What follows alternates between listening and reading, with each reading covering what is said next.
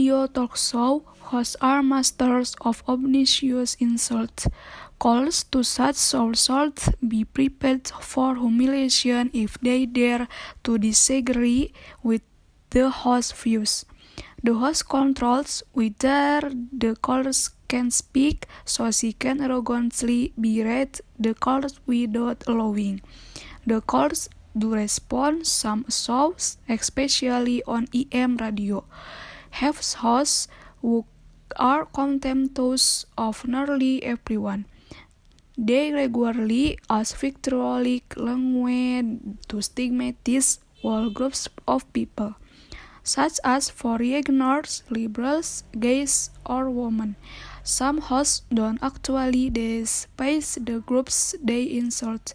They simply use antipathy as a form of entertainment, and they seem to feel no shame about the damage they do.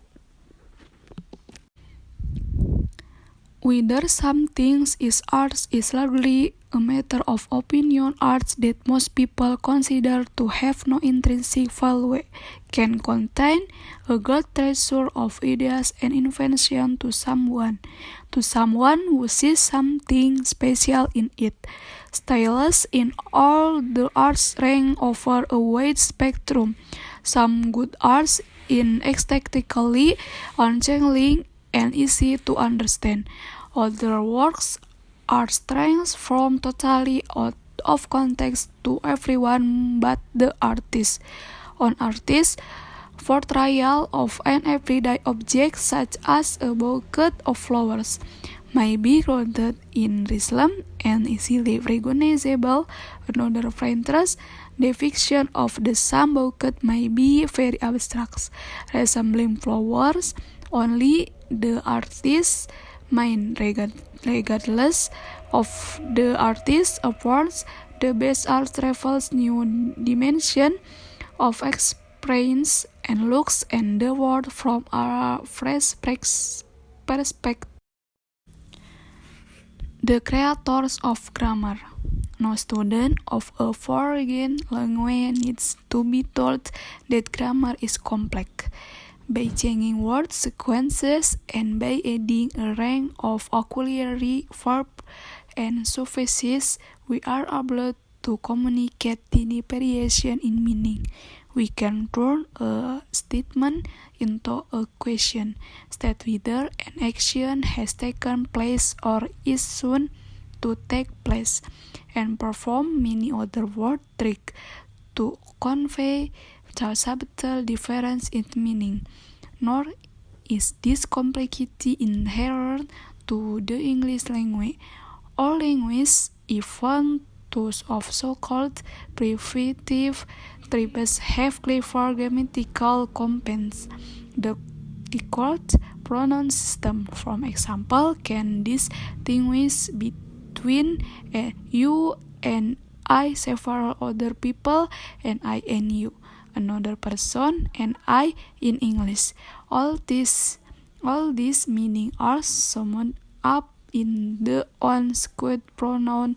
Grammar is universal and plays a part in every language, no matter how widespread it is. So the question which has baffled many linguists is who created grammar? At first, it would appear that this question is impossible to answer. To find out how grammar is created, someone needs to be present at the time of a language creation, documenting its emergence.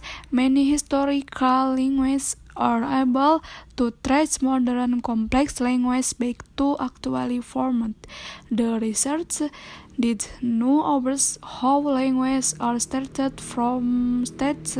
Amazingly, however, this is possible. Some of the most ancient languages evolved due to the Atlantic slave trade. At the time, slaves from a number of different ethnicities were forced to work together under colonialist rules, since they had the opportunity to learn each other's language.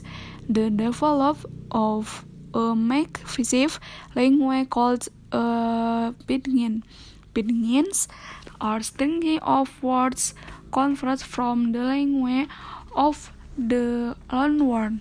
They have little in the way of grammar, and in many cases it is difficult of a learner to deduce when an event happened, and when it what to want. Speakers need to ask circumlocution in order to make their meaning understood.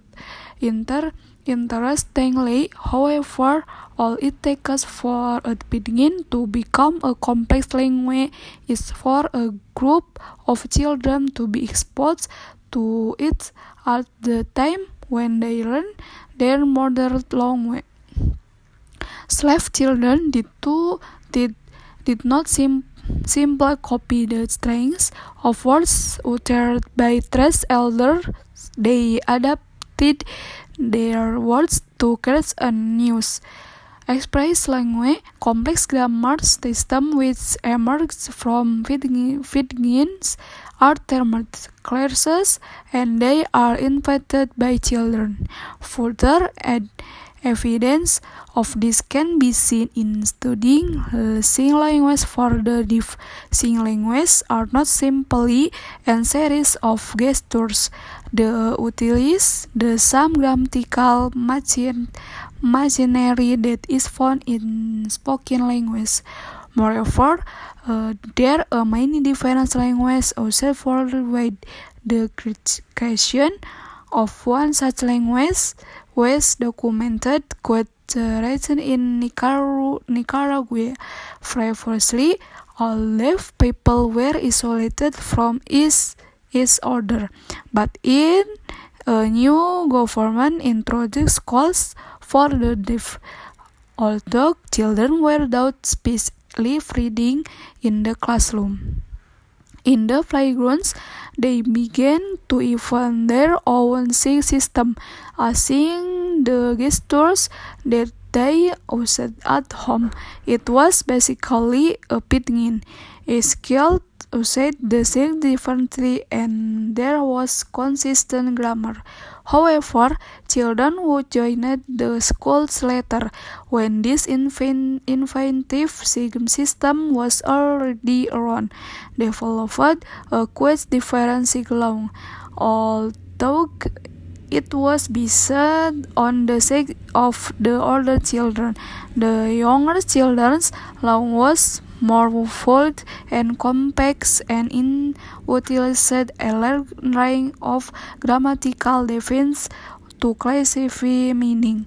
What is more, all the children who said the sign in the same way, a new curriculum was born. Some linguists believe that many of the world's most established languages were created at first. The English past tense and ending may have evolved from the verb do. It ended, my owns have been it indeed. Therefore involved a pair the even the most widespread languages were partly created by children. Children appear to have innate grammatical machinery in their brains, which brings to life when they are first trying to make sense of the world around them. Their minds can serve to create logical, complex structures, even when there is no grammar present for them to copy.